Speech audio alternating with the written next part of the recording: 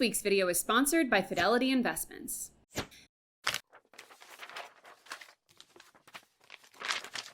After losing my job back in March due to the pandemic, I became a full-time freelancer, eventually accepted a full-time job offer, and decided to continue freelancing on nights and weekends for extra cash.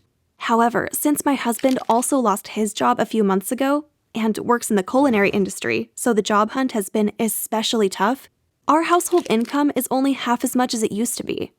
This means we've had to become exponentially more aware and conscious of our spending habits and cross out any luxury items and goods we don't actually need.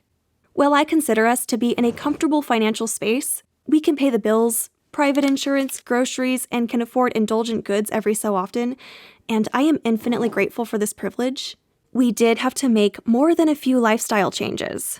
As it turns out, the sacrifices haven't been super devastating, considering that we're in a pandemic and life as we know it has indefinitely changed regardless. Interestingly, COVID-19 has highlighted a lot of the items and services I thought I needed and demonstrated I really just don't. Here are some services and products I've done away with without noticing an impact on my quality of life. Again, I know a lot of these are luxuries and certainly not must-haves. Many of these items I spent money on pre-pandemic were for the sake of convenience, and I thought it was worth it at the time. 1. Professional bang trims. My husband has gotten really good at trimming my bangs, which means I can cut this monthly expense of $15 out completely, even with salons reopened. A haircut, on the other hand, I'll eventually make an appointment for, although I'm currently stretching this out as long as possible. Plus, I already dye my own roots. I've started to grow a hefty amount of gray hair. 2. Takeout food just because.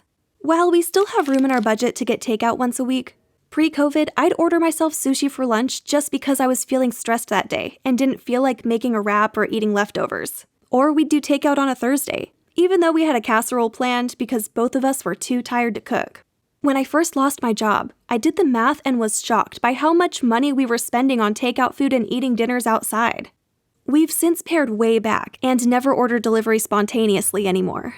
To make it less tempting, I generally buy frozen food from Trader Joe's, so now I really have no excuse to eat out impulsively. 3. Gel manicures.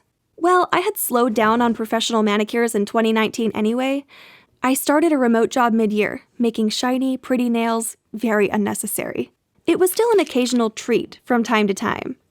Even if I did have a social life right now, I'd still cut out this expense, because I actually find it very easy and cathartic to do your own nails.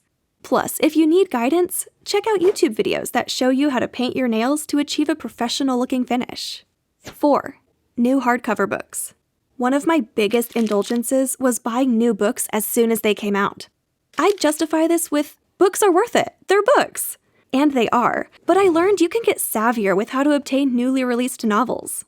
I invested in a Kindle and use Libby, which allows me to check out new books for free. 5. Luxury skincare. Did you know that Trader Joe's has an amazing face cleanser for $6? And that Pixie Beauty makes a solid vitamin C serum? If you need a specific type of skincare product for a skin condition, that's a totally different story.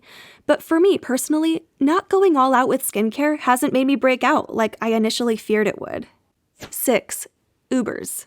Back in the day, I'd take an Uber if a trip felt inconvenient, which I know can come off as a bit bratty, but LA parking can be nightmarish at times.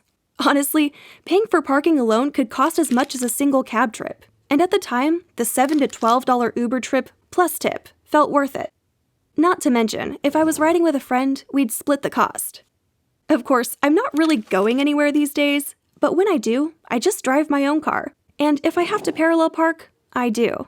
Even if it takes me 30 minutes. 7. New clothes and shoes. Even during a pandemic, it's weird how much I still want a new dress or pair of flats, even though I likely will have nowhere to wear them to. While I've bought loungewear, like sweatpants and t-shirts, I've cut out the rest of my spending on clothes. Honestly, I have enough clothing and shoes as it is. And if anything, the pandemic has shown me how unwearable most of my clothing is, unless I feel like dressing up for other people. More clothes that make me feel good versus clothes I feel will only make me look good in front of others is my style these days. 8. Bras. Literally, what boob owner is wearing a bra anymore these days? Case closed. 9. Fancy coffee and tea. I really like nice coffees and teas. I'm not a single origin espresso beans and grinding fresh coffee every morning level caffeine snob, but I was fine with paying $15 for a bag of good coffee or tea. These days, I simply drink whatever has caffeine in it. 10. Rotating home decor. No more mindlessly adding accent pillows and bright vases to the cart when I'm at Target. If we do buy stuff for the house, it's purposeful and necessary. Although I did want to get like one new Halloween decoration, but Target didn't have any anyway. So I'll take this as the universe telling me it's wise to do without. As I mentioned, this video is sponsored by Fidelity Investments. They are here to help you reach your savings goals, and if you're looking for an easy way to finally start investing what you save, check out Fidelity.